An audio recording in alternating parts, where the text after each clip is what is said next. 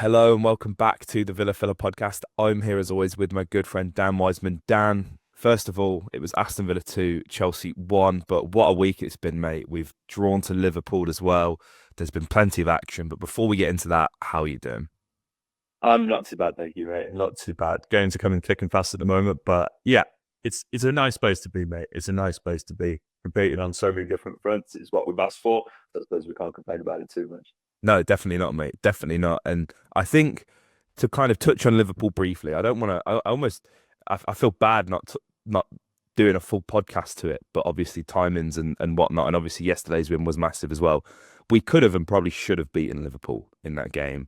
If it wasn't for the gifted first goal, I think it would have been a totally different game. But I was saying, sort of walking up to the whole end last night, I was saying to my old man, I was saying, look, this is the game. If we beat Chelsea, much like 2 seasons ago when we had to go to Stamford Bridge away to like keep our hopes of European qualification alive, I had this exact same feeling before the game. I said, if we win this game, I think this defines how the rest of our season goes.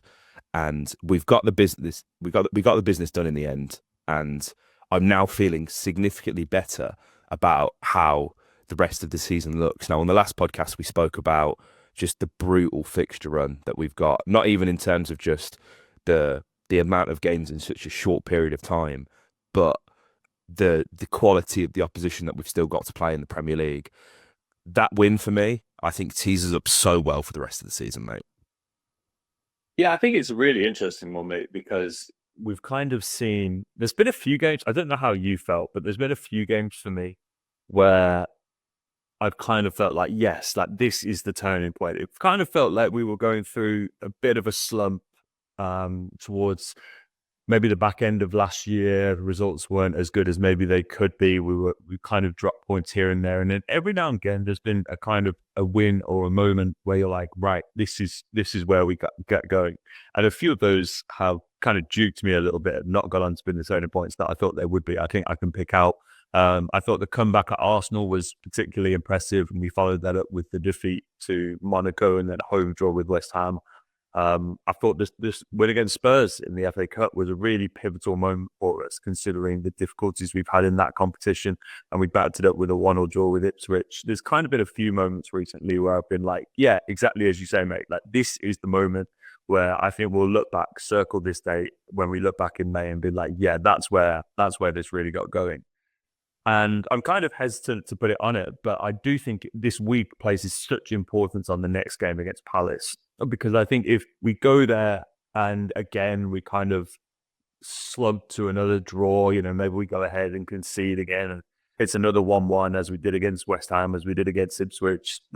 And that would be no disgrace. Like this Palace team are playing really, really good football. I think again, it kind of puts you in a very similar position where we then have to wait a long time for our next league game. We play on Tuesday against Palace, and it's not until the 8th of March because we've got trips to Bruges in the Champions League, and then before that at home against Cardiff in the FA Cup. And so, yeah, I think if we can come out of Selhurst Park with a win, it will put us in such good stead going into the end of the season, mate. And I completely agree that this could well be the result, as in the win against Chelsea, that we do look back at being so crucial.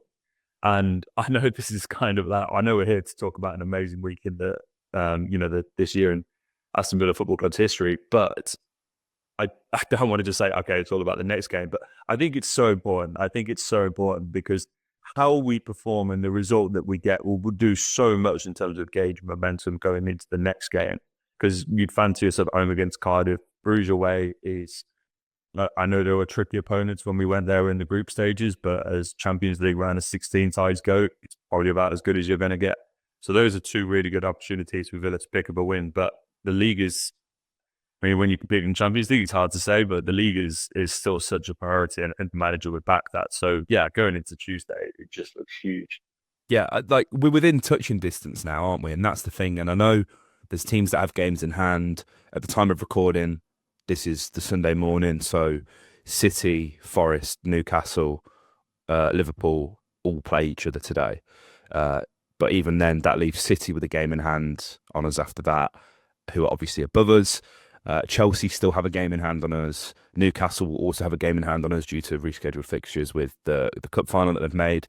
So it's it's like the table as it is isn't obviously final. But we currently sit in seventh on 42 points, and City again, albeit at the moment of recording, 2 games in hand, sitting fourth on 44 points. We've still got to play City. We've still got to play Bournemouth. We've still got to play Forest.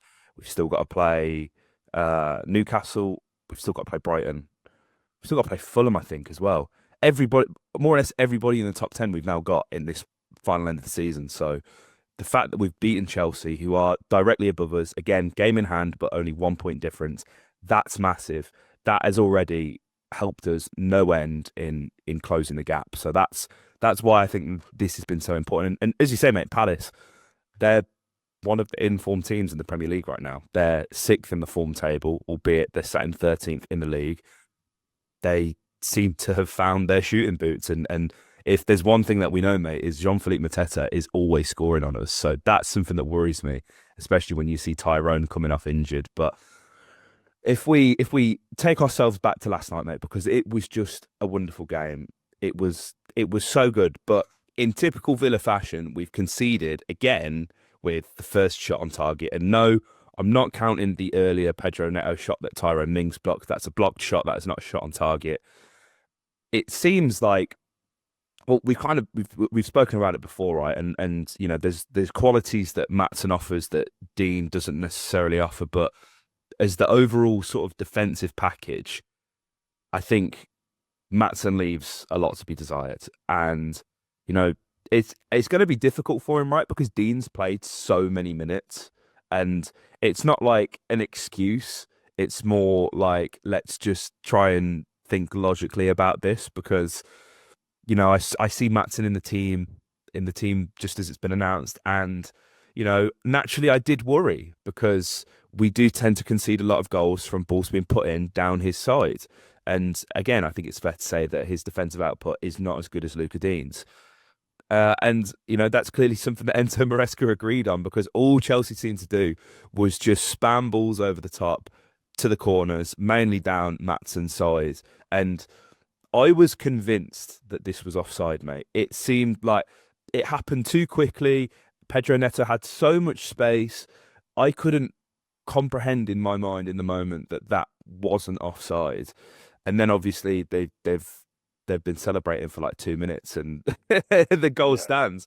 It's so frustrating again to concede from the first shot on target, but it's, to be fair, a well-worked goal. And I think it's something that we don't do enough of. I think we don't play with that kind of intensity, and that sort of like third, fourth man run in the box from Enzo Fernandez. It's trademark Lampard really, but Enzo's making quite a habit of it. It's a really well worked goal, but it's so frustrating because it's an area that we so frequently identify as a weakness in our team. Not necessarily left back, right back as well has been very contentious at times this season. So to concede so early in that kind of manner is kind of frustrating. Oh, for sure, mate, for sure. And Chelsea really did well, like in the opening stages. The way that they set up with Neto kind of through the middle, who I thought looked really, really lively there, and Kunku was kind of coming off the left, Palmer on the right, and then they pushed Fernandez up from his normal role alongside Caicedo to kind of a 10 role. And it was this really fluid front four that in the kind of opening, I don't know, like 15 minutes, we just couldn't cope with.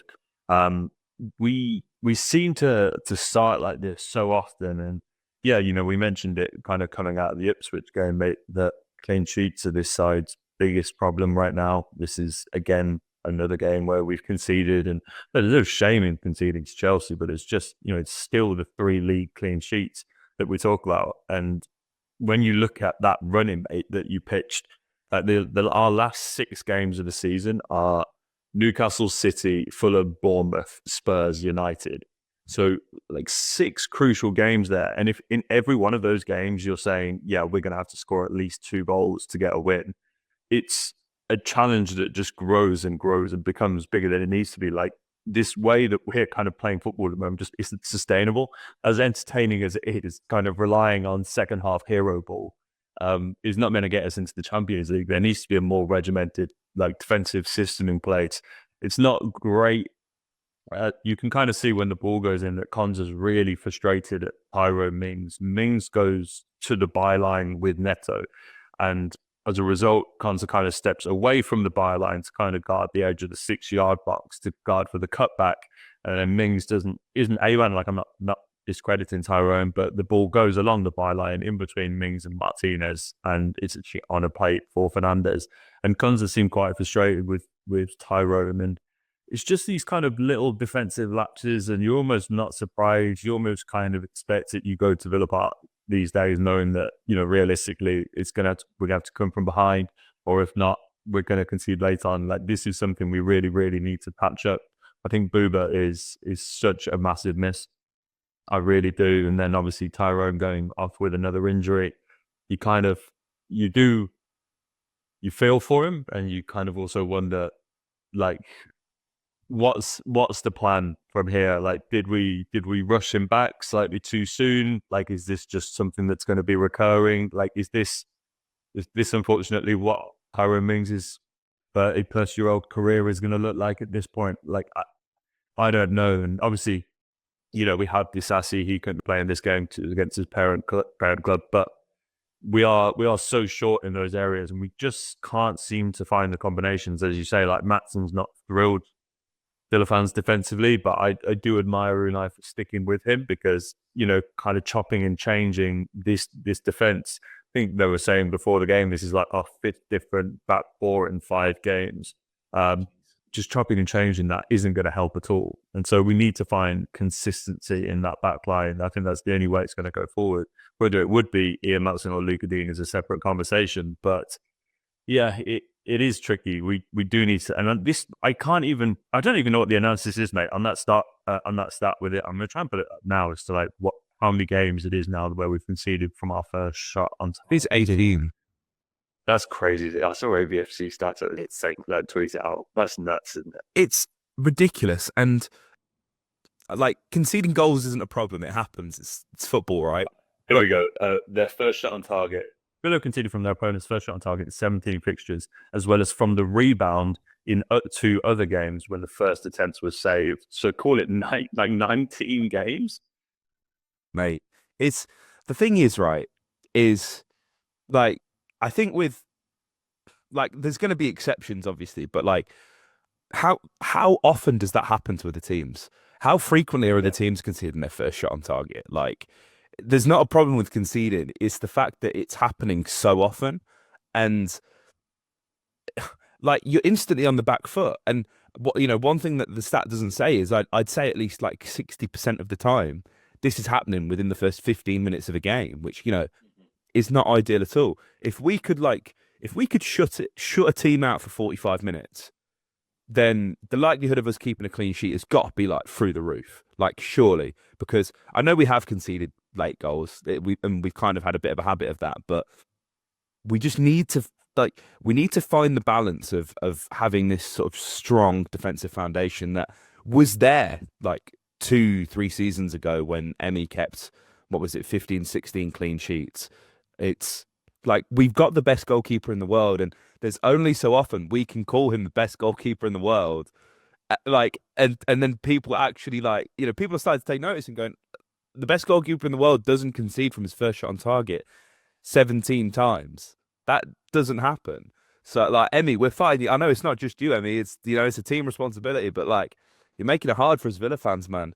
But the fact that we've been able to go on and change this game in the second half, because I think the first half, I think it's fair to say it was Chelsea's half. Chelsea had, obviously they scored early on, they had us on the back foot, and I think it took us a little while to figure out the system. I was kind of looking, I couldn't tell if it was like a 3 or a back 4, and Reece James was sort of stepping into midfield, and obviously you've got Malo Gusto bombing on.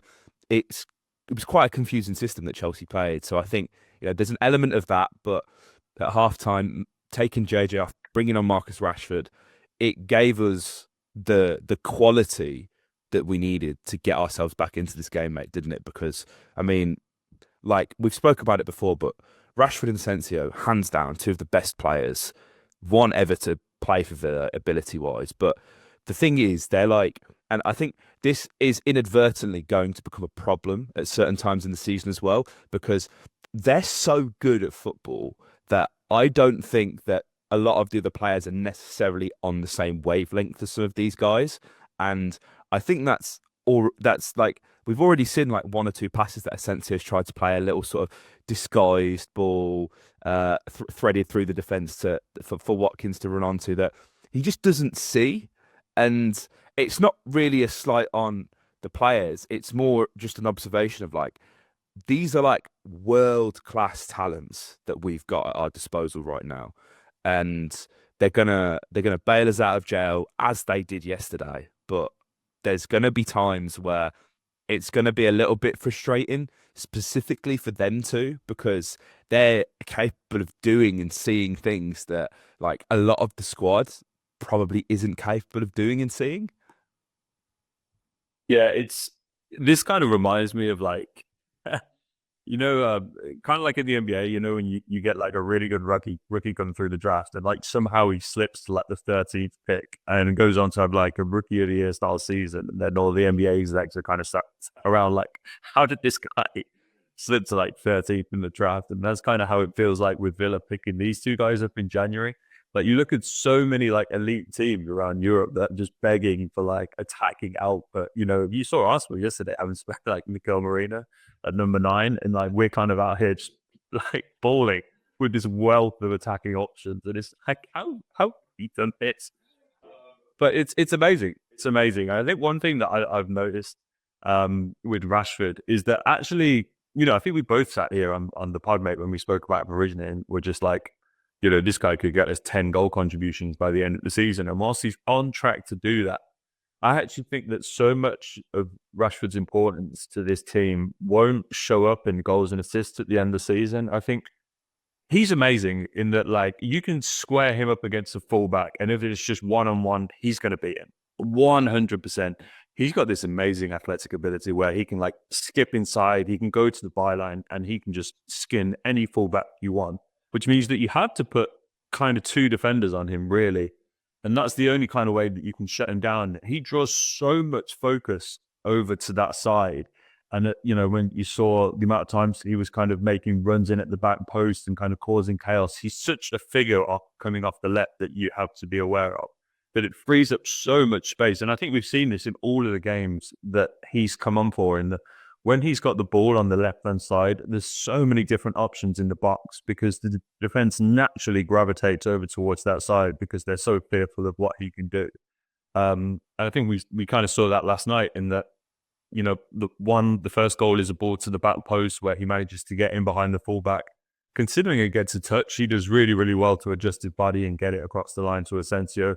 And then again, the second goal is a very similar story. It's him on the left wing, cutting it back, Asensio. Like it's perfect. It's perfect. It really is. And that those two are like the way that they've kind of fed off each other and connected so quickly is remarkable to see. I mean, when you see Rashford assisting Asensio, like that's crazy. That's crazy. That's something we never thought would happen in a Villa shirt. And we're so much better off for it.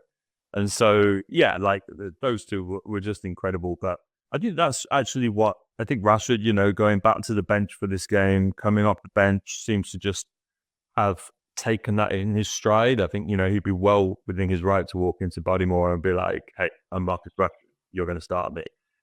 I don't think everyone would be like, yeah. Yep, you got me.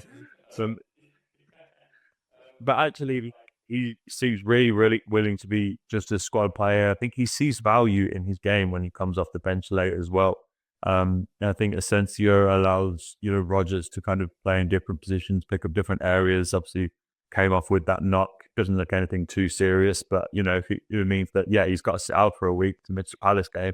When you can play Asensio through the middle, it doesn't feel like such a concern. And so they've both kind of dovetailed so nicely. But, yeah, although Asensio will take the kind of headlines, I do think that actually I know he's got 2 assists, so it sounds crazy to say, but where we've seen value from Marcus Rashford outside of those like goal scoring numbers is where I've been like super impressed. Yeah, definitely. Like you can just tell he's a world class player, and it sounds so silly to say because he's been in the league for like 10 years, and we've seen how good he is. Like even obviously you have to go back a few years now for that 30 goal season, but it's I don't know. There's something that's like watching Rashford wearing a Villa shirt that feels quite surreal, and there's almost this aura around him, and like maybe it's just because like obviously in recent years, like whenever you've sort of watched Rashford, whether it's live or on the television, that he's obviously been struggling with whatever issues there have been at Manchester United or personally. So, he seems like he's in a good place. As you say, the attitude seems to be like 100% like there, accepting his role, happy to contribute. And it's the perfect recipe, really, mate. It really is. I don't know why the VAR check took so long. Marcus was clearly onside. Like when they sort of put it on the screen in the stadium, like Cash is miles offside, or there's somebody who's like offside, but the ball's not played anywhere near that side. So I think there was too many bodies in the box.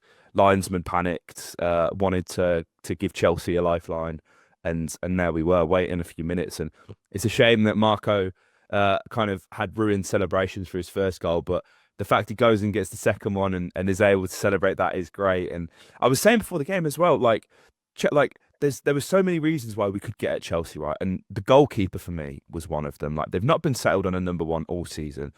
They hate Robert Sanchez. Jorgensen's come in, and obviously, they've identified talent there. They've signed him to a 52-year deal, the Chelsea way. He's clearly like a decent goalkeeper, but every time I've watched him, and the same with the fella at Spurs, Cernsey, who was in goal for our cup game, like shots directly at them always seem to go in. And I was literally saying this to my old man as we're going in. I'm like, if we shoot hard enough at Jorgensen, I'm convinced we'll score. And Asensio didn't even need to hit it that hard for the second goal, did he? He obviously manages to direct it goalwards. Difficult chance, I think, but obviously, goes to show the quality of Asensio, and like sort of spews it to the side of him. Like even though I was saying before the game, like this kid's got poppered on hands, I did not think that it would be that easy to score against him. But we take them all, mate. We take them all. Every goal counts, and yeah, there's something that just feels surreal about watching Asensio score in front of the whole end, and like it's kind of like, as you say, like so many big teams could have gone in for this guy, and didn't, or maybe they did, and our project was clearly just that bit more appealing. But it's yeah, it's pretty surreal. But we have to give Austin McPhee credit there.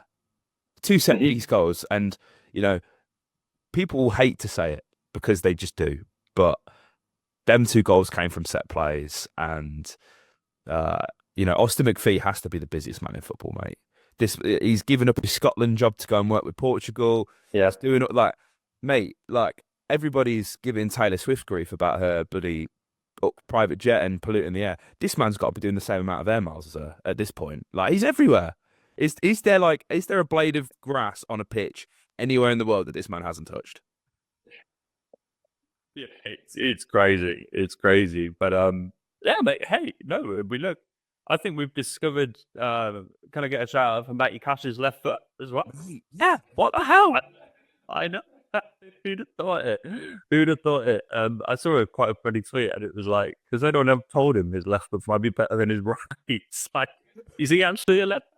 But yeah, like it's as I say, like there's so many different attacking options that you got to worry about. We saw how good Ollie could be in the air.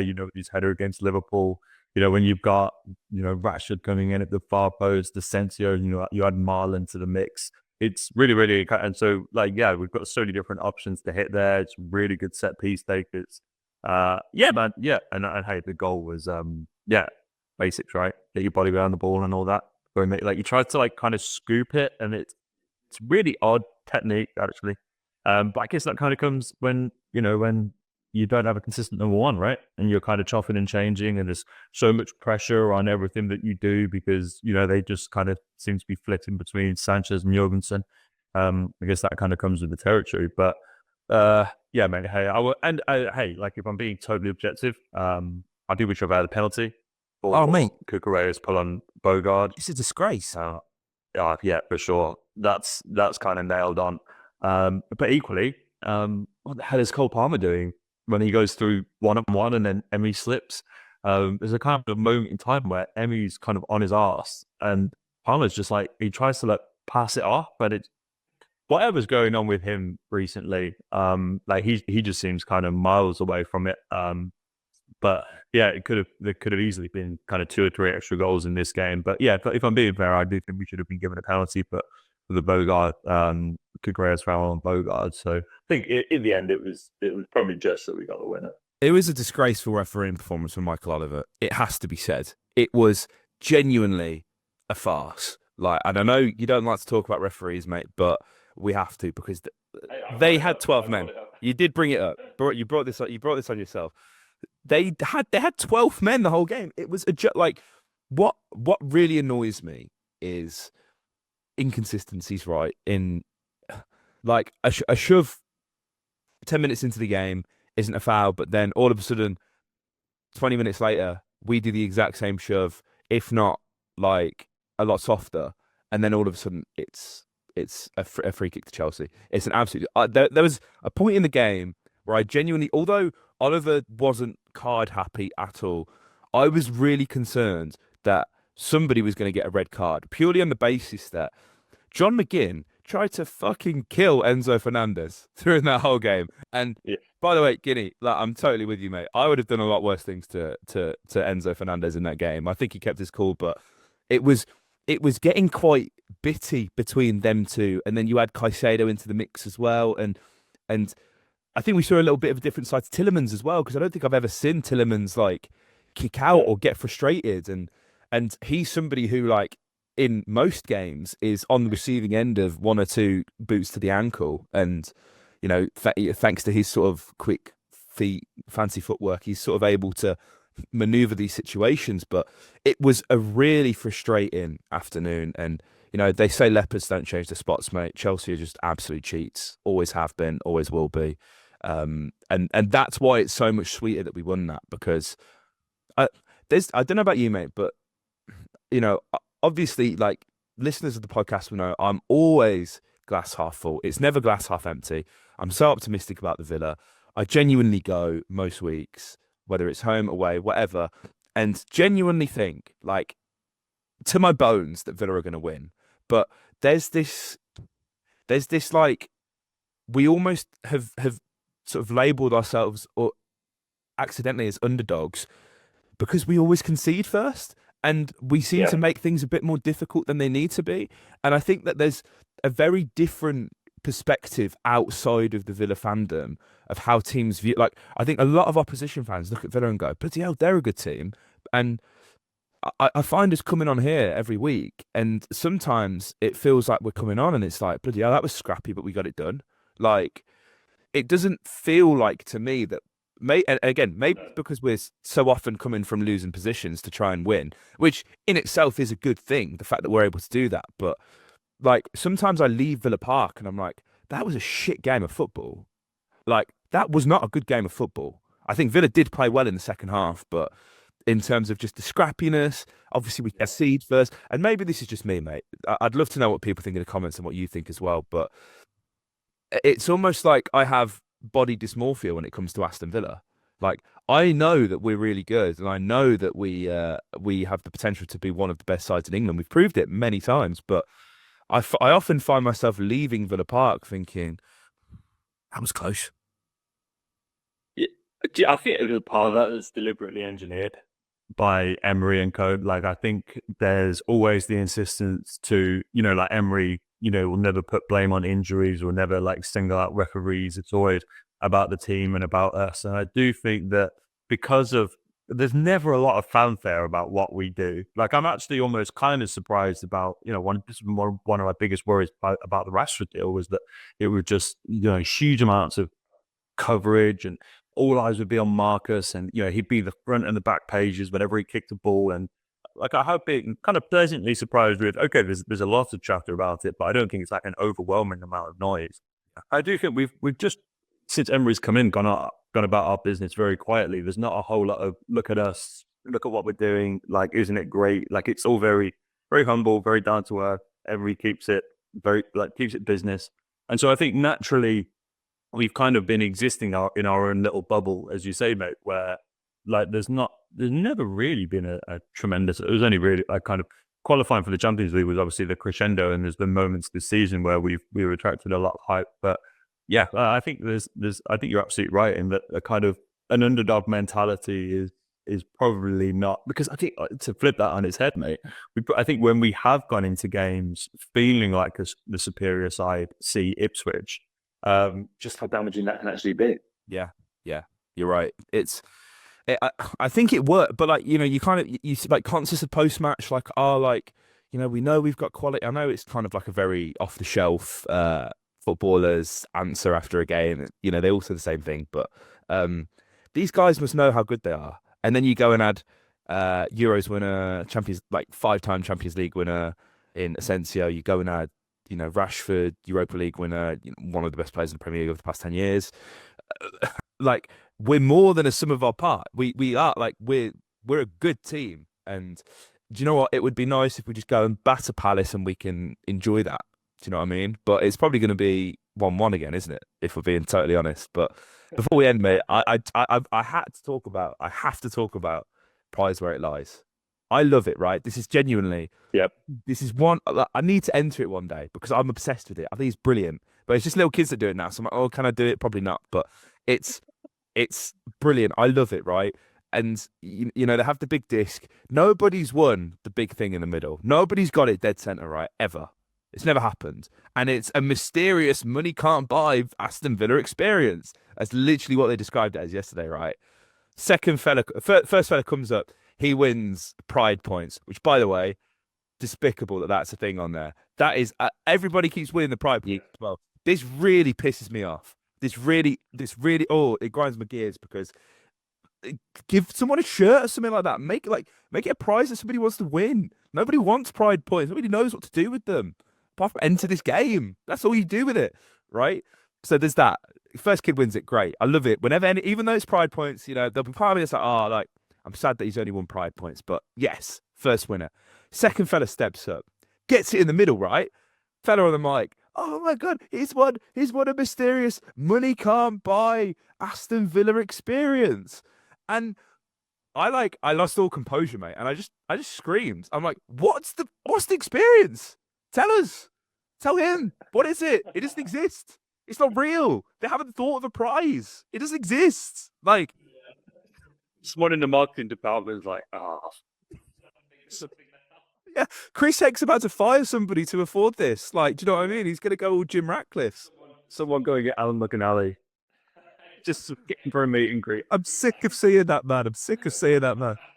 I just, like, money is so wishy-washy. Tell us what it is. Like, do you remember they used to give out your height in beer? Even that, that's we used to be sponsored by Heineken. Look what the woke stole from us. Yes.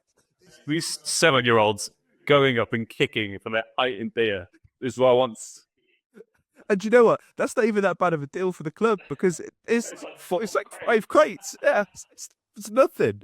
Oh God, it really wound me up. I was obviously buzzing for the kid because I'm like, that's brilliant. Like you're the first person ever to do that. We've been doing this game for like 7 years, so like I was buzzing. But then on socials, what is that prize? Yeah, I want like a full documentary on whatever this prize is. That's what I need. But for sure, I'm glad I've vented about that because I've been thinking about that all night. Like I want to know what the experience. Yeah, like it's really like Prize Where It Lies almost means as much to me as Aston Villa Football Club. Like that. Do you know what I mean? So it's like, that's that. I get it. It's really got to me, but I hope the winner's happy with his prize, and I hope he's happy with the win as well because that was a very important 3 points. And as I alluded to earlier in the podcast, mate, this is the start of the Champions League push. This is the start. This is the season. Like everything that happened before, no, the season started now, and I've never been more confident this season that Villa are going to get Champions League. So, and I think it sets us up nicely for the FA Cup, for the rest of the Champions League as well. Like we're winning games. We've got so many games in such a short space of time. I know that it's going to be a lot for this squad, but I'm looking at guys and I'm seeing that they're standing up and making themselves, important to the team. And I include Tyrone, I include Mats, and I include all of the players that may have frustrated us. But we've still got Amadou, we've still got Ross Barkley, we've still got Booba, all these guys that can hopefully come back soon. So it'll be power exactly, mate. So it's almost like I know we've got a lot of these games, but it feels like everything's happening at the right time. So yeah, guys, let us know your thoughts in the comment section down below. Like, comment, subscribe, and up the Villa.